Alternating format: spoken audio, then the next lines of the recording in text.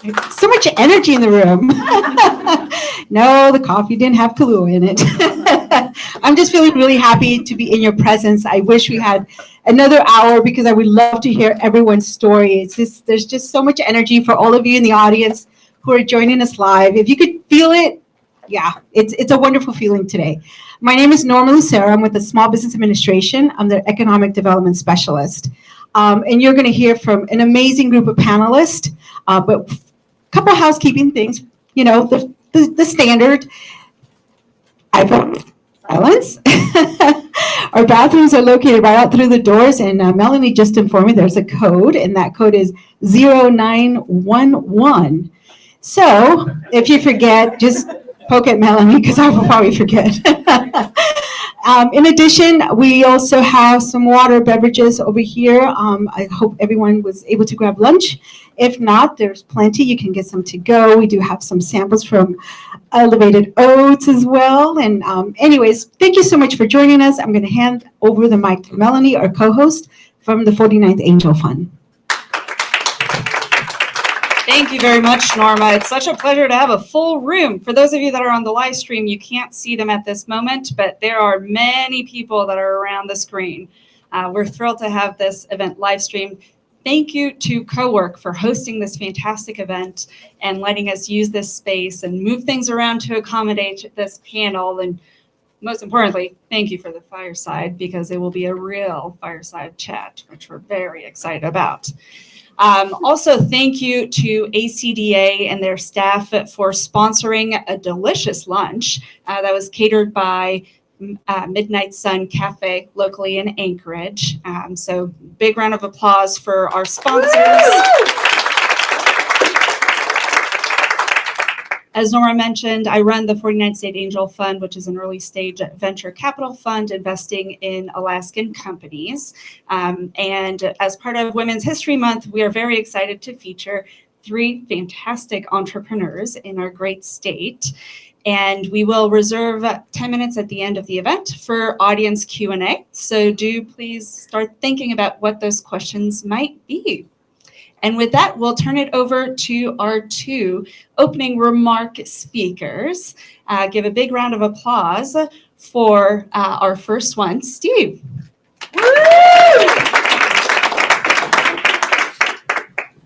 Hi, my name is Steve Brown. Excuse me. I'm the director of the Small Business Development, or the Small Business Administration here in Alaska. I've got a great team up here, and thank you, Melanie and Norma, for putting this together. Very, very proud of our team and the work that we do. What our mission is to go out and help entrepreneurs take their ideas from conception through development and growth and expansion, and especially this last couple of years through recovery. And any time through that life cycle of that entrepreneur's business, help them find the resources that they need, whether through capital or coaching with a really strong partner in the small business development centers across the state. And I just wanted to share a couple of really important things that have happened within the SBA. One of those this last week. For those of you that work with the federal government within one of our programs called the 8A program, we have certain industries that are allowed to function within that program. Well, our women-owned small businesses have had a little over 400 industry codes that they can work in within federal contracting. And this last week, we were able to increase that by about 70%. We now have over 700 NACE codes that are now allowable and recognized within the SBA for federal contracting. It's a huge, huge advance. I think it's also important to know that over the last several years that employment under women-owned businesses has increased 8%. 8% may not sound like a lot, but including all other segments of the market was only 1.8. And so I think that's really significant. Another really important thing that I would like to share is that 2 years ago, federal contracting in that sector, we had over 330,000 federal contracts go to women's small businesses, women-owned businesses. And the last thing I want to share is that we are working very diligently right now to establish a women-owned small business center here in Alaska rather than having to go outside of the state for support. We have a grant opportunity that's out there right now through application, and we're hoping that that winds down here in the next few weeks and that we'll be able to come up with a really solid solution with that. And so with that, thank you for being here. It's great to see your faces. It's great to be together in support of something so very important. Thank you very much. And the first lady. Well, thank you. Hi, my name is Deb Bronson. I'd like to welcome everyone I'd like to thank the 49th State Street Angel Fund and the SBA for hosting this. Thank you for all you entrepreneurs who are amazing.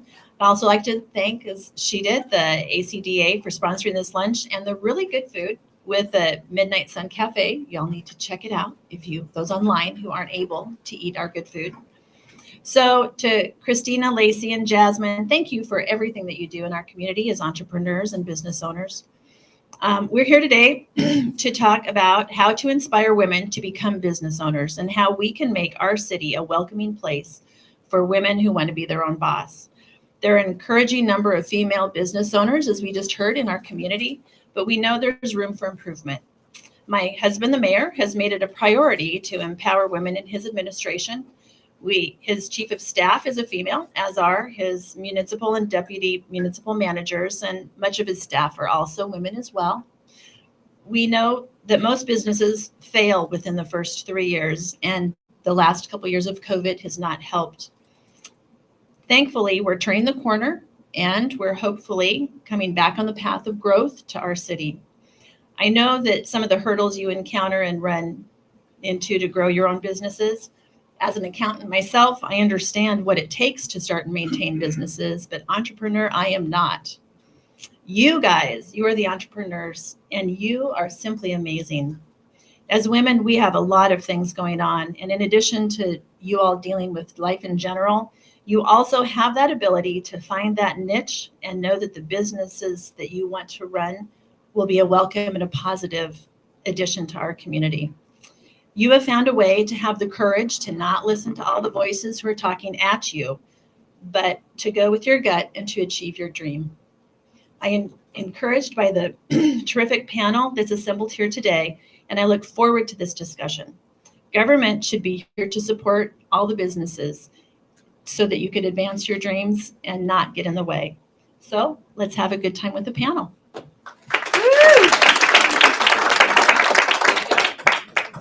Thank you, First Lady. Great comments, and I can't echo them enough, so thank you for that. All right, well, we're going to get started, but before we do, that turkey sandwich is probably starting to settle in a little bit. So let's just have some fun for a minute or two. I'm just going to shoot out some questions and raise your hands. Who here in the audience is a business owner? Okay, so there we go. Second question. This was Melanie's idea. In the last month, who has lost their keys? Hey, see, I told you there would be people in the audience. And last question. Actually, it's not going to be a question. Everyone stand up. I know the sandwiches. And just say hello to the person to the right and the left, your name and your business.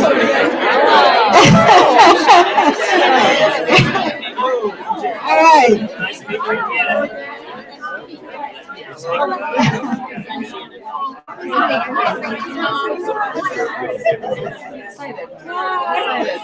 I know. Hi, I'm Megan. Thank you. What's your name? Ariana. Ellen meets you.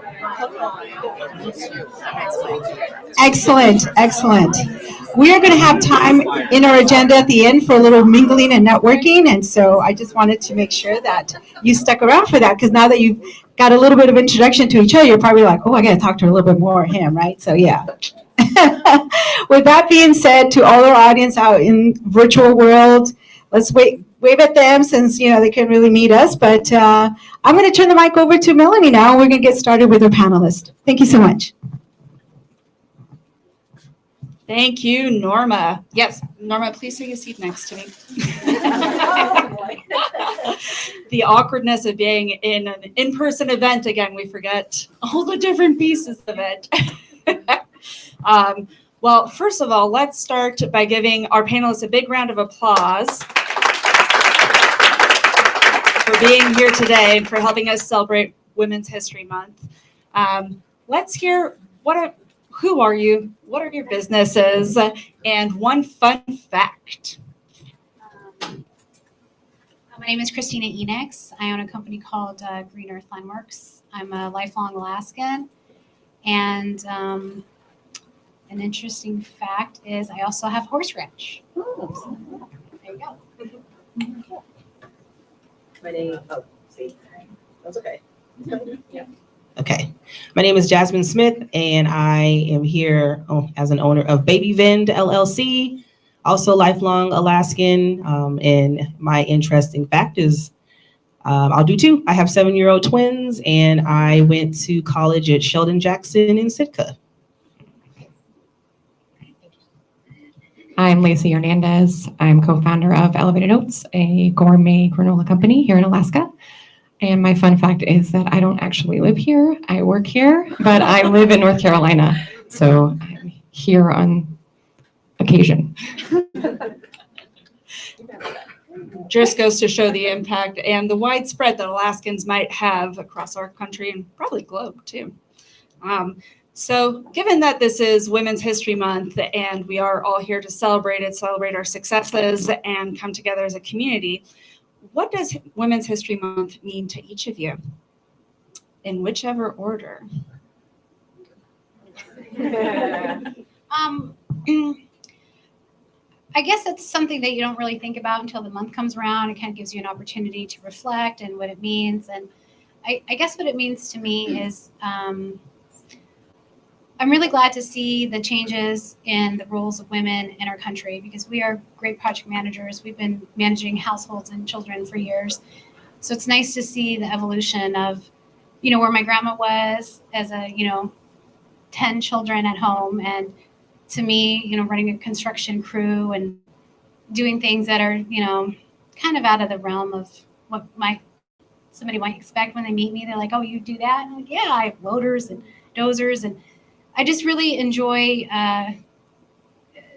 doing something different and not being pigeonholed because I'm a woman or I should stay home and I should raise children or, those things are fine too. It's just the choices that we have are bigger. And so I guess that's what I would reflect on. So this month reminds me to stay focused on what I'm working on and what's at stake. So when you think about Women's History Month, you think about people who came first and what they went through for us to be where we are today. And I remind myself that history isn't done, it's still happening. So I try to be intentional with what I do now and how I carry myself and what I focus on for me and my kids and my family, because I recognize it doesn't feel like history right now, but in the future, what I'm doing today is going to be someone else's history that they look back on. So I just want to make sure I do my part and I set a good tone and a bar for other women, especially women of color. So I'm always mindful of that in the work that I do today and just kind of finding that inspiration from my mom and my aunts and my grandmas, and then, trying to be an inspiration for my daughter and then for my son so he knows how to treat a good woman one day when he becomes of age. Okay. Women's History Month to me, I like to look back and express gratitude for all the women that came before me. But to be honest with you, I have a hard time getting real inspired by it because to me, it's a reminder of the work that we have to do still. The fact that we have a month reminds me that, while we have more rights, we still have work to do in that area. That is very true. And I'm very grateful to the three of you and many of you in this room here today for trailblazing and really setting that precedent and setting that tone for all the younger generations as well. So big kudos to the three of you. Jumping off of that, what have been your journeys and some of those obstacles and lessons learned that might inspire folks on the live stream and folks in this room? We're just gonna keep going first. Okay. Is it on? Okay. That's a loaded question. That's a lot. Jumping right into Yeah, it. We only have so much so- time. Yeah, I mean, I don't know. I tell everybody all the time, there hasn't been a formula for entrepreneurship in my journey.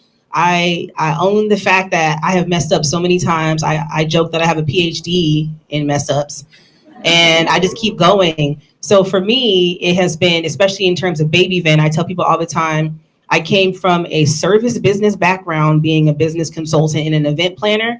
And then to jump from doing that to having a business with so many moving parts, from building the machine, moving the machine, programming the machine, designing the machine, placing the machine, training people to run the machine, put stuff in the machine, package the products for the machine, advertise the machine, was an extreme jump, and then doing that as a single mom, and my kids are like 1 and 2, and having another business and teaching at UAA and bringing my kids to work. So I didn't have a babysitter. It was just like probably crazy.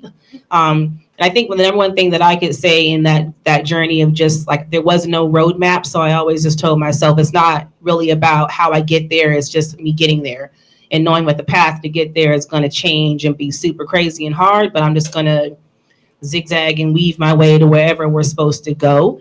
So my honest, story and thing that I always share with people on the journey is just having to find my worth in what I was trying to do, and having to counter a lot of negative talk in terms of my business. If I had listened to the feedback I got, I wouldn't have even done it, because I was literally told it was a stupid idea and I shouldn't do it. And vending machines were for candy and food. So had I listened to that, I wouldn't even have Baby Van and be able to be in 12 states and do these things with my kids, because I would have listened to that. So I think for me, it's just been owning my journey and owning, the path to get where I have to go and lack thereof, and then just staying true to what I know I need to do, and just coming to expect that not everybody is designed for my journey. But like they always say, not everybody knows your calling. It wasn't a conference call, so that's okay. Great. So the most difficult thing, well, there's been a lot of difficult things. I mean, when you're an entrepreneur, you're pivoting, you're doing all the jobs, you're trying to figure out your focus. And I think the thing that I've learned the most is to be open to change. Because if you're not open to change, or if you're too rigid, or you spend a lot of time on one thing, you're like, well, I can't change my path, but maybe you're not getting the results you need, you have to pivot. And being able to do that is really important, because you get stuck in a way. And I mean, I started out as a small landscaping company, building fences for neighbors, and now I do demolition for the NOAA radar site and take down satellites and buildings and do HVAC. And so I just had to find opportunities, figure out where they worked for me. And you kind of have to be obsessed for a while, and really burn the candle. And you can't maintain that pace. You have to know when to come back. But if you're not obsessed, you're just not going to make the progress that you need. So I guess the thing that I've learned, or the biggest challenge, is what to be obsessed about, when to be obsessed about it, and then when to pull back and realize and refocus. And that's one of the things that I love about my industry, is that my summers are so packed that I just, autopilot working. And in the winters, I can sit back and be like, okay, did I like that? Do I want to do that again? And then I can focus on bigger picture items. And I think people need to be able to do that. It's kind of hard when you're working every day on the same thing, but step back and just take a month or week or whatever you can. Just be like, do I like this? And it's a hard thing to do, because you don't give yourself the time. So. That was wonderful too. I'm trying to think of what like the biggest challenge has been, and honestly, I think it's in your own head. I've been told no a lot, but I've been told no a lot by myself as well. And if it weren't for Megan, I probably wouldn't be here today. She jumped off this cliff and said, "I'm going to be an entrepreneur and make granola." And I said, "I'm going to do all your packaging." And here we are. So she said yes. A lot of people told me no, didn't want to listen to my ideas, and now I have a business partner that does listen to my ideas, even though I don't want to believe that. And so that's the challenge: is changing your experience that you've experienced into what you're actually experiencing in reality now. Whew, so many good words of wisdom. My gosh, good thing this is being recorded so I can rewatch it afterwards and take notes. And speaking of being, to some extent, surrounding yourself with people who have been those allies that have helped you grow. You don't need to name them specifically, but what type of support have you received, either expected or unexpected, so that when, for folks that are listening, they're feeling lonely, might spur some ideas of who to turn to? Well, I don't live here, so I can honestly say that this Virtually. community, I virtually live here, but this community has been amazing. I have been a part of cohorts online and been able to build and grow our business from halfway across the country. I kind of forgot the question, I'm sorry. Expected and unexpected support systems. And that's very unexpected for me because I grew up in not a community. My family was not involved. They're not entrepreneurs. Then I joined the military, which is a different type of community. And when I got out, my community was stripped from me. And I found it in all of you, and I may cry now, so bye. So like, who's our community, or who do we get our inspiration from? Yes, who supports you when you're feeling alone?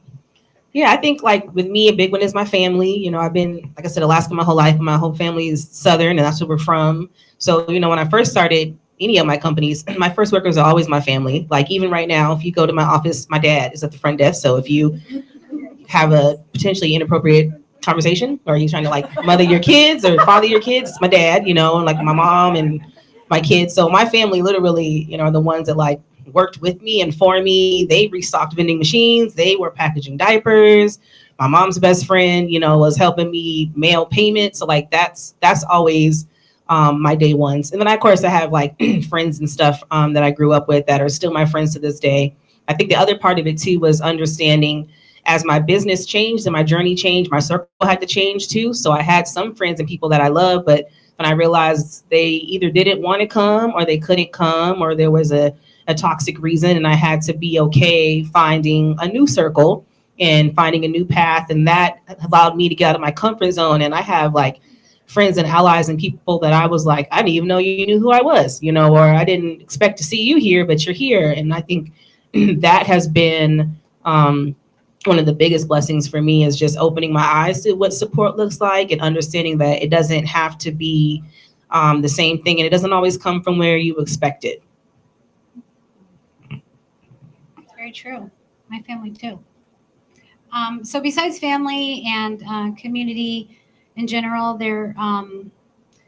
I've always had resources, with the SBA. Norma has always been a good resource. It's the first name that came to mind actually from the DOT days. So Norma would be one person that I would go to, and often got really good sage advice. And so I would tell people that are in business or trying to grow is look around the community with the development centers. And I went to the YWCA and learned QuickBooks, when I was 20.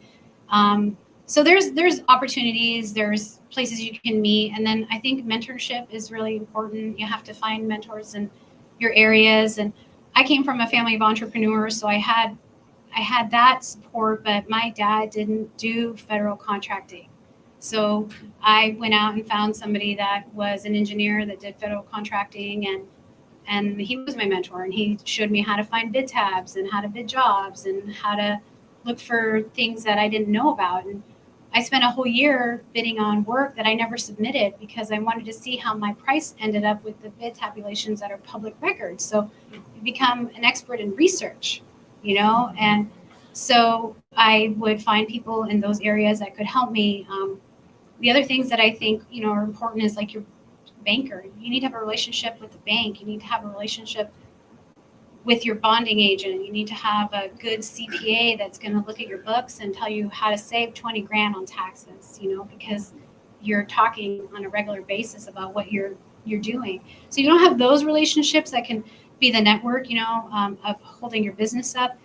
That's one side that needs to be there. So you can't be afraid of that. I used to hate talking to a bonding agent. I felt like a kid going to the principal's office and was going to get scolded about how I spend money and things like that. And once I found somebody that I could deal with, and he showed me what they look for in ratios, it clicked. I'm like, okay, I could do this. I could make this happen. And now my bonding went from like begging for 500,000 to get 10 million, and I could do that now.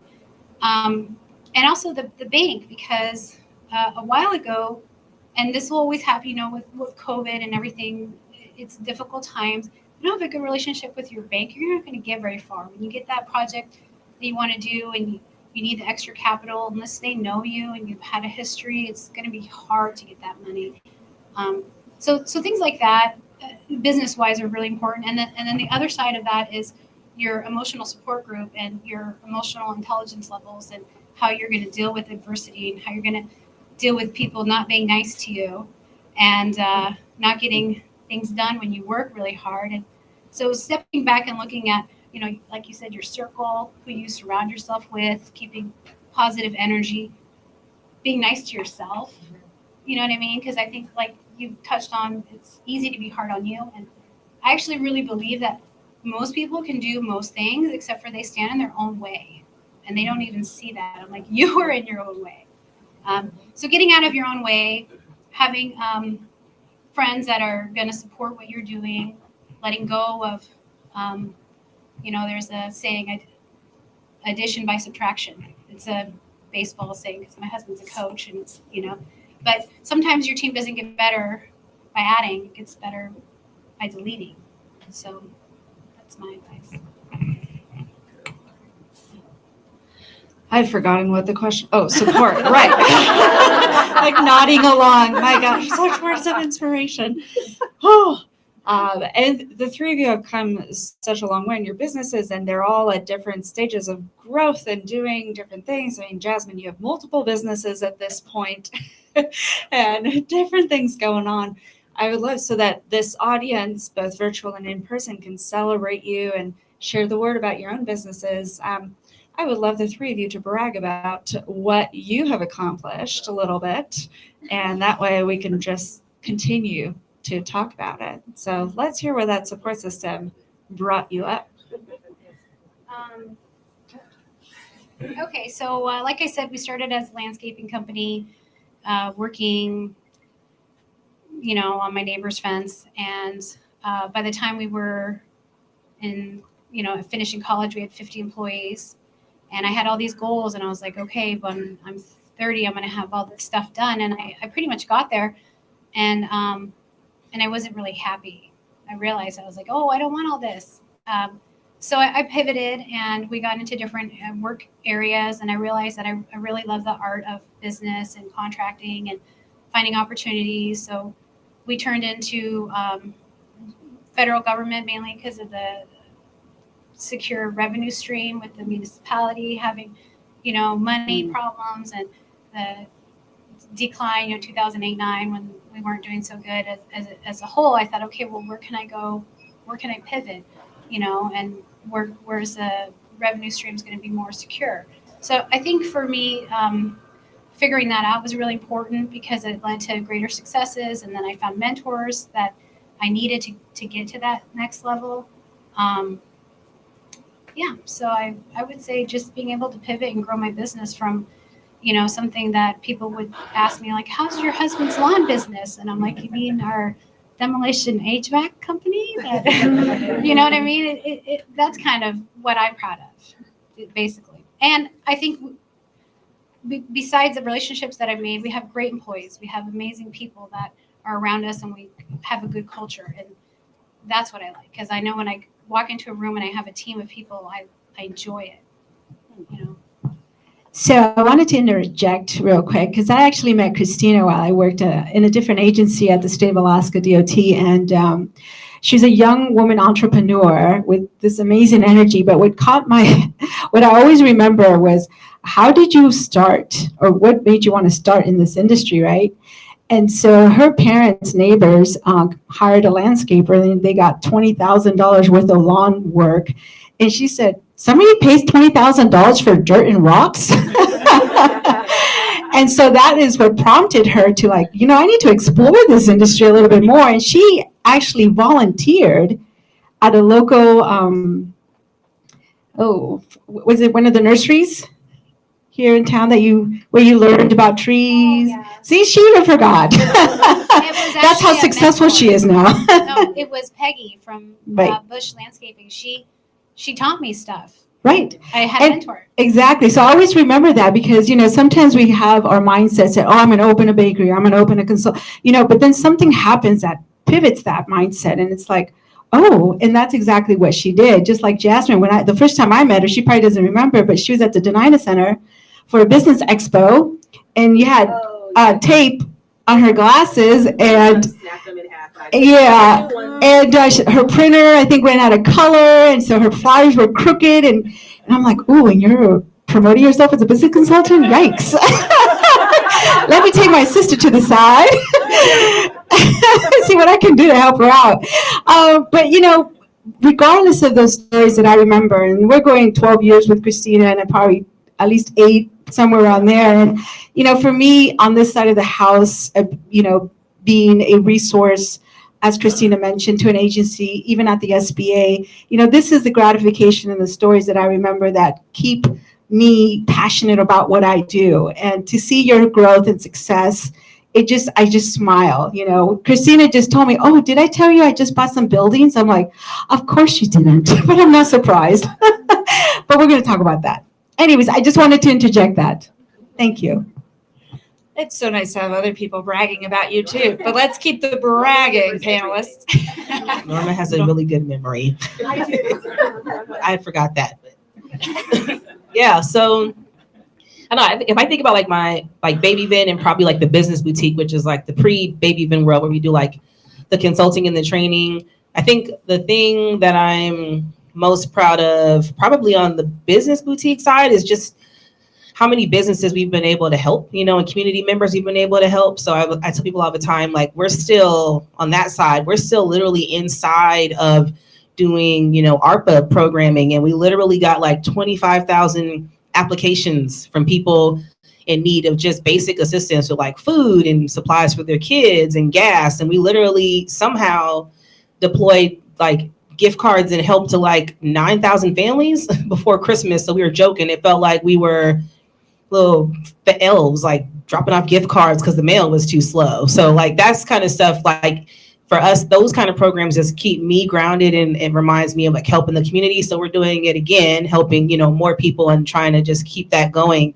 So that's a big thing for me on the business boutique side, is being able to help community. And then when other businesses come and say that we help them get started, or they have a storefront, or we met them where they were because, they were in a tough place. And I'm like, well, trust me, I get it. That's where I started. So no judgment over here. And then just in the Baby Vin world, the thing that I'm really proud of is I tell people, I had never had a vending machine company. I didn't know really how to use vending machines aside from the bare basics. So I went into it literally brand new, and to be able to go from just saving up enough money for that first vending machine, and I just put it in my garage, and I would just practice vending in the evening times. I would just load it up and plug it in, and I joke that the kids learned how to use it first. They were putting Chuck E. Cheese tokens and stuff in there and vending things out of the machine. So to be able to say we went from one basic machine in the garage to being in 12 states, from coast to coast, and that makes me really proud. So, we're in 12 states now, and then we're in 27 cities, and then we're working on a machine in South Africa, and working on a machine in Rwanda, working on a machine in Belize, and then in a mall in Edmonton in Canada. So that makes me really happy to be able to say not only do we have machines in a lot of places, but then some of those locations have their own owners, and we can help them start their own vending machine companies too. And now not only did we do that, but we took what we learned, and I wrote a book, Vend University, to teach other people how to do it themselves. I really feel like there's not competition, there's enough business for everybody. So if we learn something and we know something, I think what makes our vending company different that people always say is like, we don't mind sharing and telling someone else what it is, because, we're not the exact same person. So even if I tell you half my trade secrets, we're not the same person. So we're not going to do the exact same thing. So what is it to us to be able to help? And I think the last thing that I'm working on that is over in Mountain View is we had a Moja co-working over there in a co-working space, but a focus more so on like culture, ESL community. And I'm a really big believer that business and culture do mix. So a lot of times in Western business, you're told business and culture is separate. You got to check your personal stuff at the door. And there's this cookie cutter view of what business is. But I've learned as I've gotten older that that's not necessarily true, because who you are and where you're from and what you've been through and experienced and you've seen impacts how you handle business.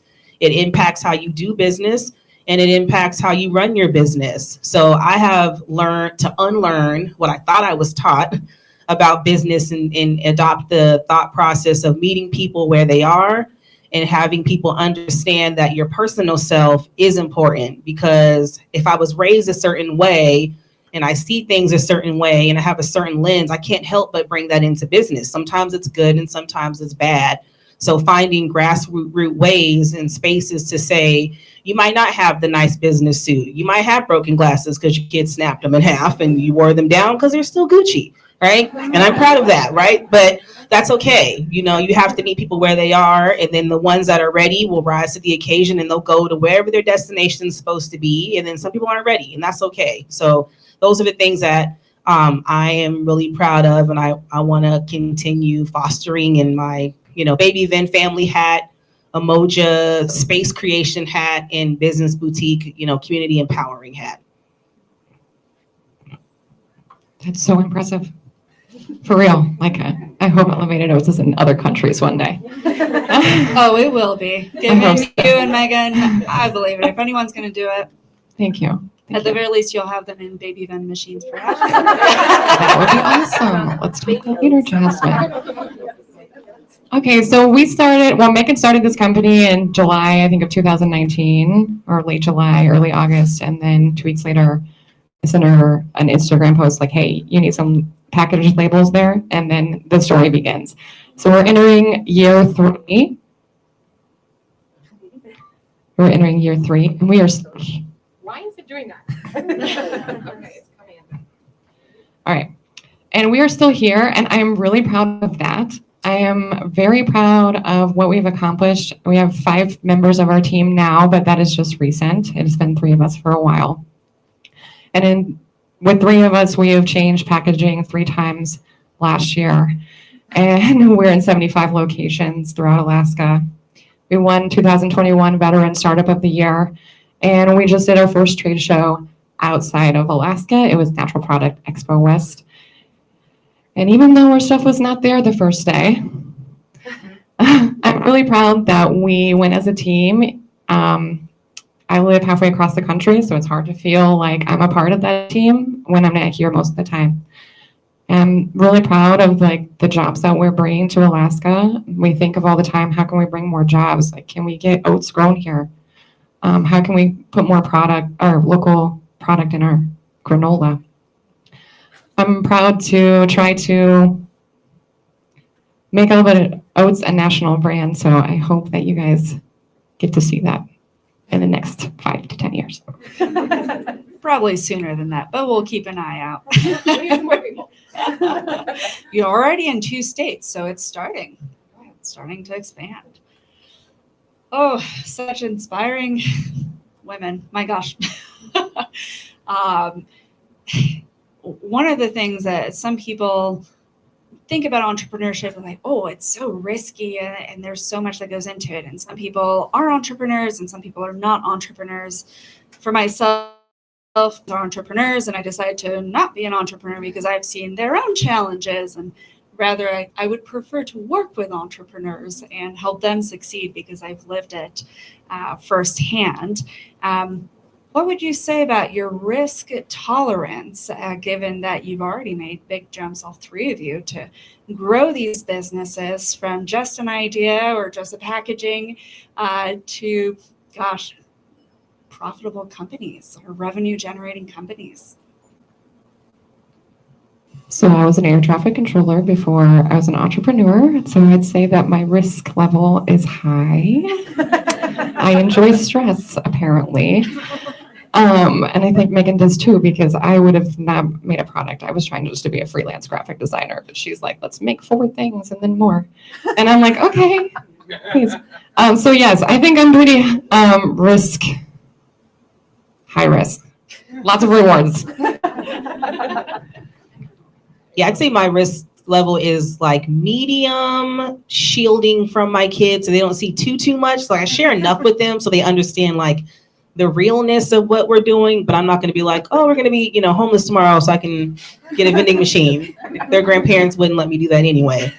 But yeah, I would say like it's been a lot of risk, a lot of money, and a lot of money and a lot of more so money than hours. Like a lot of time has been committed to it. So I think like as my kids get older and I'm starting to see the benefits of the work, I am now able to assess what I want to risk more. Like I don't, like before it was just like I'm just going to go for it because I'm trying to grow my company, and if I miss anything, it could have been the opportunity we needed. But now that we're in a stabler place and we're like profitable and doing good, I'm happy to be able to be like, I don't have to do that as much. Now I can be like, I'm going to turn my phone off today and hang out with my kids, right? Or I'm going to let one of my staff handle the sales stuff, and I don't have to be the one that checks the email. So I think I'm still open to the risk and stuff, but I'm very hyper aware of like, I don't want to like negatively impact my kids and my family, but I want them to see enough of it so they understand what's at stake. So, sometimes if there's something big or intense happening, I'll tell them. They're like, are you okay? I'm like, no, I'm stressed. It's stressful. Like, I need you to come pack some of these diapers. Like, the lady didn't show up. So, my kids are like, oh, okay, sure, mom. So just being frank with them, like, and some days I'm like, no, we're not going to, Dave & Buster today. We're going to the office because this has to get shipped out. And they get it. So I just try to find, like, the balance to show them enough, but not make them, like, resent my entrepreneurship life, too. I don't think I ever had much of an opportunity. I'm pretty sure I'm unemployable. So I always knew I was going to have a business. I just didn't know I did a restaurant at 19 and was going to open a gift shop in Whittier when I was 20. And then I started Green Earth when I was 21. I worked at Nordstrom's for a little bit in high school for the discount. She did. Yeah. And I would, risk all my paycheck. So I think I was always open to risk, and my family is entrepreneurs, so they always kind of encouraged me to try things and not to be scared of it. I was never really pushed to get like a traditional job or have that. So I think my risk was high. I mean, definitely would wake up at night sometimes like panicking, like, oh no, the red, we owe all this money. And that kind of, it goes away with experience. I've been doing this for 22 years now. So, what I don't risk now, I did risk before, but what I don't risk now is my happiness. I don't risk that. I don't work with people that bring me no joy. I don't keep employees around who bring me no joy. If the energy is wrong, and even if it's a great job and there's a company like, come do this job with us, if I know it's going to be hard and I know they're disorganized and I know maybe I'll make money, but it'll be so much stress, I don't risk that anymore. So I feel like that's the reward that I get from what I sowed when I was 20 and 30, all the times that I did stuff with people I didn't enjoy and worked through projects that didn't end up very well. I learned. And so I sowed my oats, and now I'm reaping them, and I don't risk my happiness anymore. That's awesome. Yes, I remember you at that Nordstrom time frame, but you dressed well. When Melanie and I first got together about this concept, I told her, one of the things that I hear a lot about when I talk to women entrepreneurs is that challenge when someone says no. no, no, no. And so we said, that's it. That is the theme of the fire chat discussion. They said no, look at me now. So when you hear that no, and you fast forward time, look at me now, what would you like to say to that person? You don't have to name them. Yeah, right? To protect the innocent. What is that one no that just got right under your skin and just said, you know what? Watch me now. So, I won't say her name, but there's probably been a lot of them over the time, so it's just kind of a general person. But I would say that, you know, let me back up a little bit. My friend did a TEDx talk. I haven't got to hear it, but I only heard the premise. And when he said it, it clicked in me, and I was like, oh, this. And it was anti-mentorship. And that was what his speech was. It was here in Anchorage last week. I was sold out. I didn't get to see it. Maybe some of you guys saw it. That's yeah, great. I know it would. It's going to be online. Yeah, and when he said anti-mentorship, one particular person came to mind, and I thought, oh man, this is an amazing topic, because you always talk about, oh, the mentors and the people that like you and help you. What about the people that don't? And I have to say a huge thank you to those people, because if they had made, thank you. Because if they had made it easy, I wouldn't have learned about wanton withholding of payment, or construction fraud, or, you know, all of these legal terms that I learned. You know, I know a lot about maritime law and DMV regulations. I know so much, and I would have never known if people hadn't made me so angry that it sparked a fire. And I was like, okay, underestimate me and watch out, because I'm going to become an expert in these things. And if I can't, I will find somebody smarter than me, and I'll ask them questions. And looking back, I really appreciate those struggles, because you don't grow so much when it's easy. When it's easy, you become complacent. When people are hard, that's when you read the fine print, stay up late. So that's my story.